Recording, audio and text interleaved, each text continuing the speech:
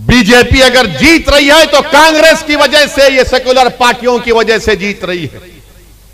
इनमें इतनी ताकत नहीं है कि मोदी को रोक सके, मगर इनमें इतनी ताकत है कि झूठ पर धोखा देकर आपका वोट ले सकें। अगर मोदी को हराना है तो आइडियोलॉजी पर मुकाबला करो। मोदी को हराना है तो देश की जनता को आरएसएस और मोदी के खिलाफ करो। मोदी को हराना है तो बेरोजगार नौजवानों को हुकूमत के खिलाफ खड़ा करो। मोदी को हराना है 24 में तो किसानों को सामने खड़ा करो, गरीबों को सामने खड़ा करो, जिनकी आमदनी कम हो चुकी है। अगर आज एक मजदूर 100 रुपये कमाता था तो आज सिर्फ 50 रुपये कमा रहा है, और एक अमीर अगर आज 100 रुपये कमा रहा था तो आज 120 रुपये कमा रहा है। मगर ये लोग मोदी से मुकाबला करना नहीं जानते। ये कहना चाहते हैं कि सबसे बड़ा हिंदुत्व का नेता कौन है। इसीलिए महाराष्ट्र में आप देख रहे कि कांग्रेस और शरद पवार मिलकर उद्धव ठाकरे को मुख्यमंत्री बनाना चाहते हैं, जिसने विधानसभा में खड़े होकर कहा था कि हां, हमने बाबरी मस्जिद को शहीद किया था। जब तुम ये कहोगे और इसको मुख्यमंत्री बनाना चाहोगे तो फिर मोदी को कहां रोक पाओगे। कांग्रेस के चमचे बहुत हो गए, हमारे ससुरे बनने की कोशिश कर रहे। वैसे ही कुछ समझता नहीं हमारी बात को। अरे क्या तू मेरा ससुरा है? मैं अपनी ससुरे की बात नहीं सुनता हूं, सिर्फ बीवी की सुनता हूं, क्योंकि आप सब सुनते हैं, मैं भी सुनता हूं। घर को गए तो भड़काऊ भाषण नहीं दे सकते, घर में खाली नीचे मुंडी डाल के जी जी।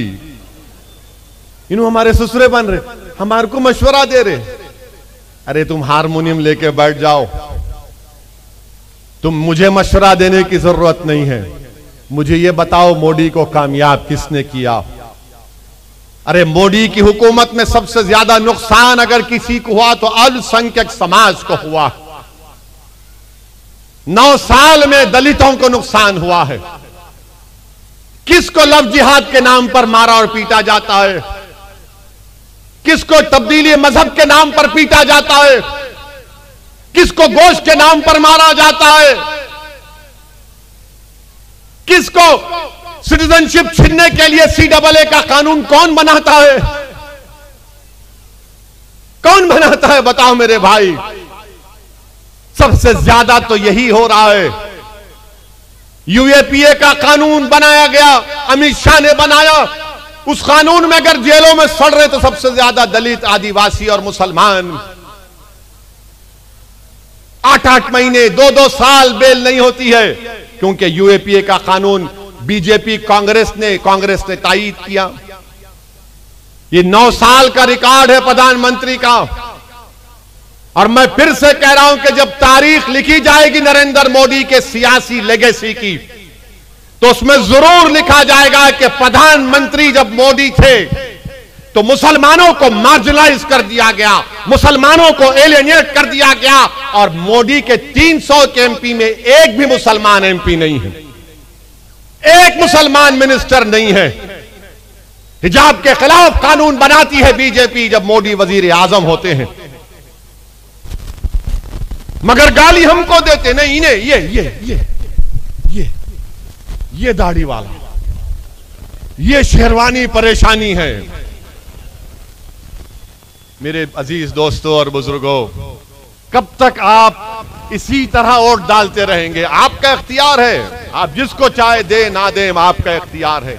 मगर कभी तो सोचो, मैंने तुम्हारे सामने मौलाना अबुल कलाम आजाद को कोट किया कि मौलाना आजाद ने कहा था 1949 में, मौलाना आजाद ने कहा था कि ये मेरे लिए एक नई जेल बन चुकी है।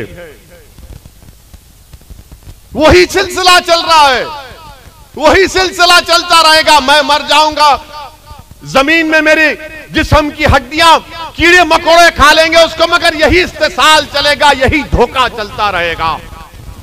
जिस दिन आप एक बार मुत्तहिद होकर, बेखौफ होकर अपने वोट का इस्तेमाल करेंगे, जैसा कि औरंगाबाद की आवाम को मैं सलाम करता हूं, लाख कोशिश कर लिए, मगर औरंगाबाद के हिंदू, मुसलमान, दलितों ने कहा कि अब की बार इम्तियाज, और दोबारा इम्तियाज उन्होंने फैसला ले भी लिया। आप कब तक नहीं लेंगे? नहीं, इलेक्शन जैसे आता मुसलमानों का ऐसा लगता है भाई जिंदगी मौत का मामला है, क्या करेंगे, इनको नहीं वोट दिए तो उन्हों आ जाते। अरे मेरे भाई तुम वोट मत भी दो, वो लोग जीत रहे हैं, बीजेपी वाले आपकी वजह से नहीं जीत रहे। मैं हमेशा कह रहा हूं, आज भी कह रहा हूं आपसे, पार्लियामेंट का चुनाव क्या होता है देखो। मेरे अजीज दोस्तों और बुजुर्गों, अपनी लीडरशिप को पैदा करो। अगर आप मुझे पसंद नहीं करते तो किसी और को खड़ा कर लो मेरे भाई, मगर कोई तो हो जो तुम्हारी लड़ाई लड़ सके। अरे महाराष्ट्र की सियासत में किसानों के नेता हैं, दलितों के नेता है, आदिवासियों के नेता है, मराठों के नेता है, बैकवर्ड क्लास के बरादरियों के नेता है। तुम्हारा कौन है नेता बताओ। अरे जो चुनाव आने के बाद जो लोग मसाजिद से ऐलान करते हैं कि सेकुलरिज्म के नाम पर वोट दो, अरे आप खुद लीडर बन जाइए ना, चुनाव लड़िए आप, मैं आपके लिए काम करने को तैयार हूं।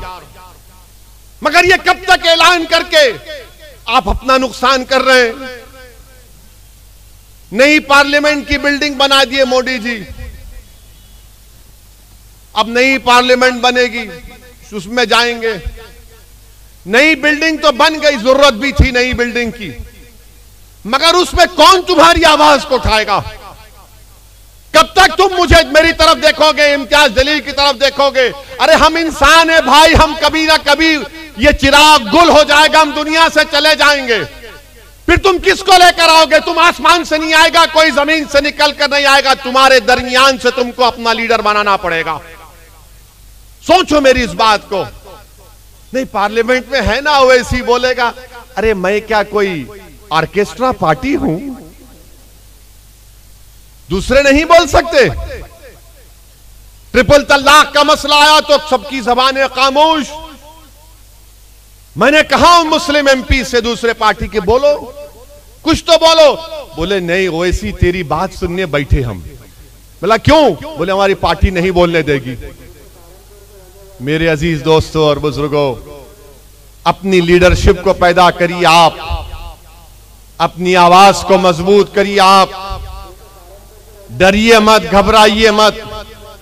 हालात मुल्क के उसी वक्त बदलेंगे जब आप अपने मुकद्दर के फैसले करेंगे।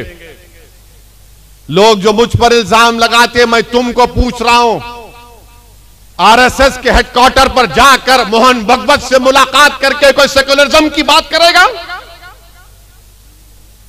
पूछो, जवाब दो मेरे सवाल का। मोहन भगवत से जाकर मिलते हैं और फिर बोलते हैं सेकुलरिज्म की बात और ओवैसी वोट काटने वाला है। अरे मैं तो आरएसएस की आइडियोलॉजी का सख्त मुखालिफत रहा हूं और रहूंगा इंशाअल्लाह ताला, बल्कि मेरी पूरी नस्ल सुबह कयामत तक आरएसएस के खिलाफ रहेगी। मगर जो लोग हेडक्वार्टर पर जाकर आरएसएस के चीफ से मिलते हैं, आप किस जबान से कह रहे हैं कि सेकुलर पार्टियों का साथ दो। किस जबान से कह रहे हैं आप बताओ। कौन सा हक आपको हासिल है। मगर आप तबलीग करते हैं इस बात की। मेरे अजीज दोस्तों और बुजुर्गों, आपको यह सोचना चाहिए कि मुल्क के हालात क्या हैं, किस रास्ते पर वतन अजीज को लेकर ये लोग लेकर जा रहे हैं।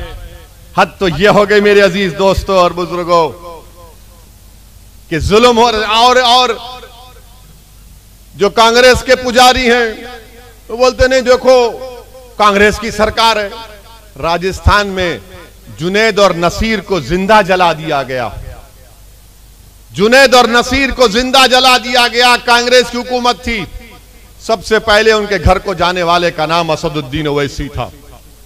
मैं गया, वहां पर जाकर मिला। वहां के मुख्यमंत्री 15 दिन के बाद जुनैद और नसीर के घर को गए। एस ग्रेशिया कितना दिए? 15 लाख।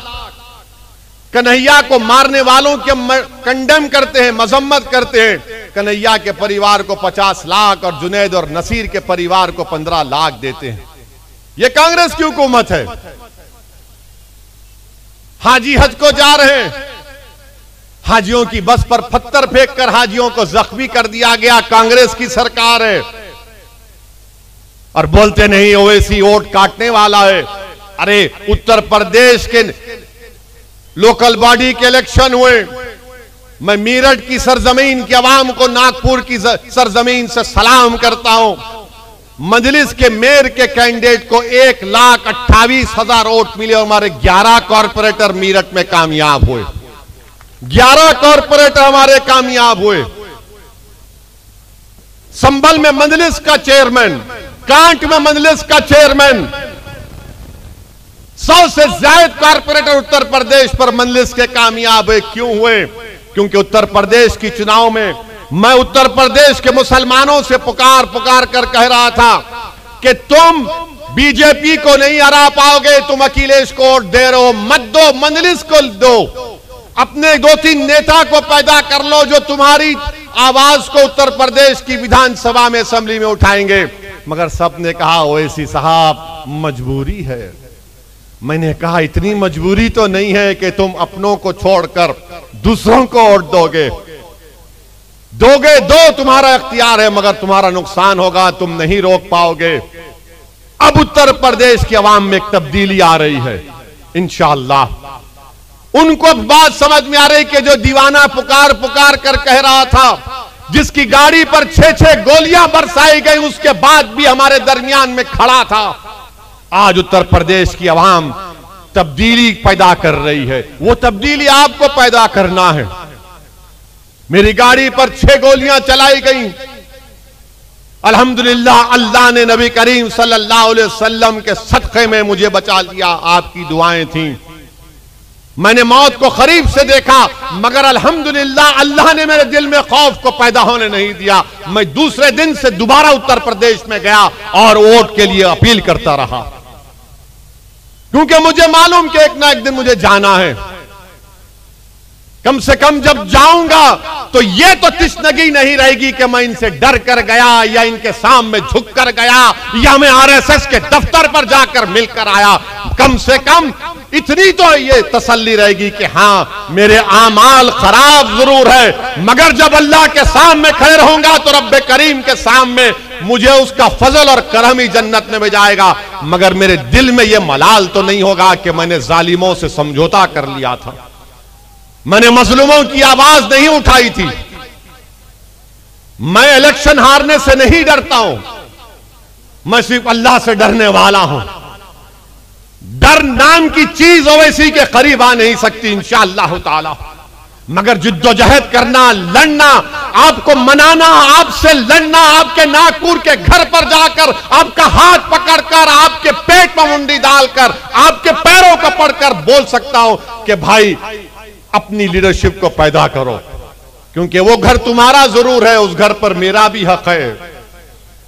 जिस घर में हय्या अल सलाह हय्या अल फलाह की सदाएं दी जाती हैं, जिस घर में सजदे अल्लाह की बारगाह में किए जाते हैं, जिस घर में अल्लाह के कलाम की तिलावत होती, जिस घर में हिजाब पहना जाता, वो मेरा घर है, वो मेरा घर है और रहेगा मेरा घर। मेरे अजीज दोस्तों और बुजुर्गों, इसीलिए आपसे अपील कर रहा हूं, इसीलिए आपसे अपील कर रहा हूं कि मुत्तहिद हो जाइए। पार्लियामेंट का चुनाव आएगा तो लाहे अमल दूसरा होगा, असेंबली का चुनाव आएगा तो लाहे अमल मजलिस का होगा, जब बल्दिया का इलेक्शन आएगा तो आप ही को कामयाब करना है सबको।